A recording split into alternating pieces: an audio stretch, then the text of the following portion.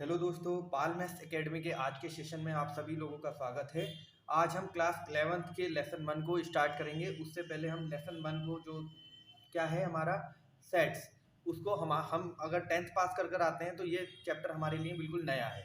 इस चैप्टर को देखते ही हम ये देखते सोचते हैं कि ये सेट्स क्या होता है। तो हम सबसे पहले हम देखेंगे और जानेंगे कि सेट्स होते क्या हैं। सेट्स की डेफिनेशन क्या होती है?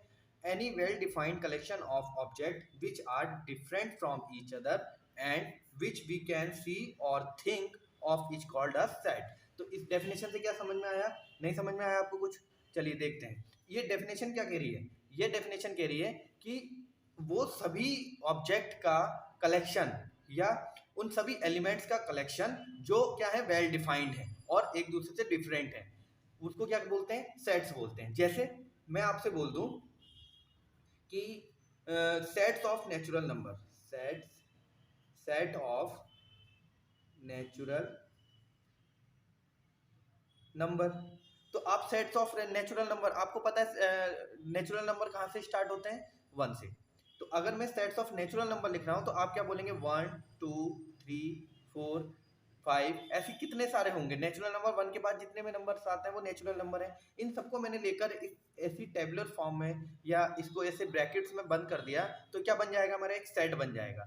इसको और देखते हैं। जैसे मैं आपको बोलूं कि साल के पूरे साल में आने वाले महीनों को क्या करिए? कलेक्शन बनाइए। तो आप क्या करेंगे? आप मुझे लिख कर देंगे जनवरी, फरवरी, मार्च, ऐसे ही डैश डैश डैश पूरा आप लिख देंगे कहाँ तक? दिसंबर तक। तो देखिए जो ये मैं एलिमेंट ले रहा हूँ ये क्या है? वेल डिफाइंड है। ये मुझे पता है कि कहाँ से स्टार्ट होंगे और कहाँ पर खत्म होंगे। तो मैं क्या कर सकता हूँ? इनको पूरे को क्या कर सकता हूँ? ले सकता हूँ। यानी या मुझे ये पता है कि इसके बाद जो ये उसकी डेफिनेशन है वो उसको क्या कर जाएगी? सेटिस्फाई कर जाएगी। मीन्स जैसे मैंने क्या बोला था? Set of natural number. तो सेट ऑफ नेचुरल नंबर में 1 के बाद कुछ एलिमेंट लिख कर दिखाऊं उसको और कुछ डैश कर दूं तो मुझे पता है कि आगे के जितने भी एलिमेंट है क्या है? वो सेट है। अच्छा, सेट हमारे वही एलिमेंट्स को हम ले सकते हैं जो बिल्कुल वेल डिफाइंड हो। जैसे अगर मैं सोचूं कि मैं पूरे वर्ल्ड के बेस्ट बैट्समैन का एक कलेक्शन बनाना चाह रहा हूं। जैसे मैंने पूरे वर्ल्ड के set of world best batsman, तो बताइए क्या मैं बना सकता हूँ? कैसे बनाऊंगा मैं? अगर मैंने इसमें सचिन लिख दिया, सहवाग लिख दिया, ब्रेटली लिख दिया, ब्रेटली तो बॉलर होता है, या मैंने पॉन्टिंग लिख दिया, तो ऐसे कितने बहुत ही सारे हैं। मैं लिख पाऊंगा इनको? नहीं लिख पाऊंगा। तो क्या है? वेल डिफाइंड नहीं है। या मैंने किसी को छोड़ दिया तो फिर वो बोलेगा भाई मैं तो क्या हूँ? मैं भी अच्छा बैट्समैन हूँ, मैंने भी कुछ अच्छी पारियां खेल रखी हैं या मैंने बहुत अच्छी इनिंग्स क्या कर रखी प्ले कर रखी हैं, तो मुझे भी क्यों नहीं लिया इस ग्रुप में? तो क्या होगा? वेल डिफाइंड नहीं होगा। यानी मुझे ये नहीं पता है कि मैं सबको ले पाऊंगा या नहीं ले पाऊंगा। जैसे मैंने इसमें एक दूसरा लिया कि the collection of all natural number less then 100। तो बताइए इस ये सेट में बना पाऊंगा या नहीं बना पाऊंगा? तो मैं ये सेट बना सकता हूँ। क्यों बना सकता हूँ? क्योंकि मुझे पता है कि नेचुरल नंबर 1 से स्टार्ट होने हैं और मुझे 100 से कम लेने हैं नेचुरल नंबर। तो क्या मैं 99 तक के नंबर्स का एक सेट बना सकता हूँ? वो सारे क्या रहेंगे? नेचुरल नंबर रहेंगे। यानी मैं एक डेफिनेशन से उसकी क्या उसके सारे एलिमेंट्स को कवर कर पाऊंगा। तो वो क्या बन जाएगा? एक सेट बन जाएगा। जैसे मैंने अगर आपसे बोला कि वर्ल्ड के सभी अच्छे लोगों का एक ग्रुप बनाइए, तो आप ढूंढ पाएंगे उन सभी अच्छे लोगों को? नहीं ढूंढ पाएंगे। तो क्या है? वो एक सेट नहीं है। ठीक है। ऐसे ही हम जितनी चीजों को हम क्या कर सकते हैं? वेल डिफाइंड तरीके से उसको ढूंढ पाएंगे या उनका सेट ग्रुप बना पाएंगे, तो वो क्या है? एक सेट है। नहीं तो वो नहीं है। अच्छा, मैं आपको ये बता दूं कि एक एलिमेंट से भी एक सेट बन सकता है। जैसे मैंने बोला आपको कि 2 से कम नेचुरल नंबर का सेट बनाइए, तो आप क्या लिख देंगे उस सेट में? ओनली 1। तो ये हमारा क्या हो गया? एक ही एलिमेंट को लेकर सेट बन गया। अच्छा, इस सेट्स को हमने समझा। और अगर हम इस सेट्स को समझ जाएंगे तो हमारे एक्सरसाइज 1.1 जो हमारी है वो पहला क्वेश्चन इसी पर बेस्ड है। आप इस सेट्स को समझ कर चलिए, क्योंकि आपकी जो मैथ्स है वो आगे क्या है? इसी तरीके से क्या है? बहुत सी नई नई चीज़ों पर बेस्ड है। आप 11th में आकर बहुत सी नई चीज़ों से क्या होंगे?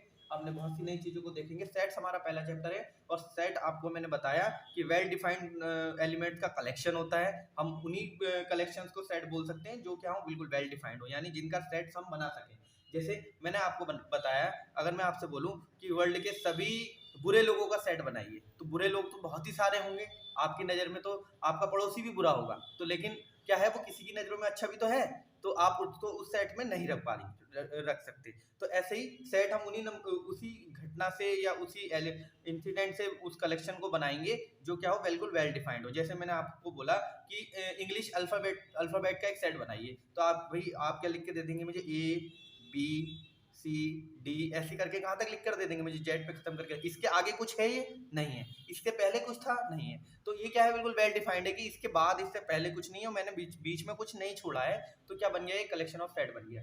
अच्छा, इसके बाद इसमें क्या है, इसमें है सेट्स को किस तरीके से लिख सकते हैं हम इन सेट्स को बनाते समय इनको किस तरीके से लिख सकते हैं। देखिए, एक मैं लैंग्वेज में भी लिख सकता हूँ, जैसे मैंने एक लैंग्वेज लिखी और एक ब्रैकेट में बंद कर दिया। चलिए मैं आपको करके दिखाता हूँ कि हम इनका कैसे सेट को कैसे बनाते समय किस किस फॉर्म में लिख सकते हैं। देखिए, सेट्स को बनाते समय आप उसको क्या दो तरीके से लिख सकते हैं। पहला है इसमें हमारा टेबुलर फॉर्म और रोस्टर फॉर्म भी बोलते हैं इसको। ये क्या फॉर्म होती है, देखिए अगर मैंने कुछ ऐसा लैंग्वेज में लिखा कि V the set of vowels in the English alphabet, कि वी एक सेट है, कौन सा सेट है, उसके अंदर कौन है कि वो सेट ऑफ वॉवल्स है जो इंग्लिश अल्फाबेट में आते हैं। तो इस लैंग्वेज से आपने क्या करा, एक ब्रैकेट्स की फॉर्म में क्या कर दिया, एक सेट बनाकर दिखाया, उसी को मैंने रोस्टर फॉर्म बोलता हूँ। ठीक है, रोस्टर फॉर्म किसे बोलते हैं, लैंग्वेज से ब्रैकेट्स की फॉर्म में क्या बनाना, उस सेट को बनाना। जैसे V is the set of vowels in the English alphabet, तो मैं कैसे बनाऊंगा भाई, उसने वी को एक सेट बोला है, तो वी एक सेट का नाम रखा मैंने, the set of vowels in the English alphabet, English alphabet में आने वाले वॉवल्स यानी व्यंजनों का एक सेट बनाइए। तो इंग्लिश अल्फाबेट के व्यंजन कौन होते हैं, A E I O U, इसके अलावा तो कुछ नहीं होता, तो ये क्या है, एक सेट है, क्योंकि इसके अलावा कुछ नहीं आएगा और ये वेल डिफाइंड है, तो इसलिए इसको मैं क्या बोलूंगा, एक सेट बोलूंगा। दूसरा एक एग्जांपल और देखते हैं हम कि A the set of all natural numbers less than 10, तो एक ए कोई सेट है, वो कौन नेचुरल नंबर्स का सेट है वो, और वो किससे कम है, उसके अंदर उस सेट के अंदर नंबर्स कौन से हैं, नेचुरल नंबर हैं, और कौन किससे कम है, लेस देन 10 से छोटे सारे नेचुरल नंबर का सेट बना रखा है। तो हम उसको क्या कहेंगे, ब्रैकेट की फॉर्म में कैसे बंद किया हमने इसको, कि सेट में नेचुरल नंबर है तो 1 से स्टार्ट होंगे, 10 से कम है तो 9 पर रुक जाएंगे, और बीच के सारे नंबर्स लेने के बाद मेरे को जो मिलेगा ये हमारी रोस्टर फॉर्म कहलाएगी। कौन सी फॉर्म कहलाएगी, रोस्टर फॉर्म या टेबुलर फॉर्म, रोस्टर फॉर्म या टेबुलर फॉर्म। ठीक है, रोस्टर फॉर्म या टेबुलर फॉर्म, तो इस तरीके से ब्रैकेट्स में लिखने को बोलते हैं हम रोस्टर फॉर्म। ठीक है, एक दूसरी फॉर्म भी है हमारे पास, जैसे उसने जिसको हम बोलते हैं द सेट बिल्डर फॉर्म, ये हमारी कौन सी फॉर्म कहलाती है, इसको क्या बोलते हैं, सेट बिल्डर फॉर्म। इसमें क्या होता है, उसने मुझे ब्रैकेट्स बनाकर दिया होगा, हमें क्या करना है, इससे लैंग्वेज बनानी है। उसने मुझे क्या बोला है, एक एम सेट है और एम सेट के अंदर कौन से एलिमेंट हैं, कौन से हमारे पास ऑब्जेक्ट हैं, 2 3 5 7 11 13 17 और 19। बताइए इसकी कैसी लैंग्वेज बना सकता हूँ। एम एक सेट है और उस एम सेट के अंदर क्या है, ये सारे एलिमेंट हैं, तो इसकी लैंग्वेज कैसे बनाऊंगा मैं इसके एलिमेंट्स को बोल देता हूँ एक्स, कोई सेट है एक्स, और एक्स क्या है हमारे पास, x is a prime number,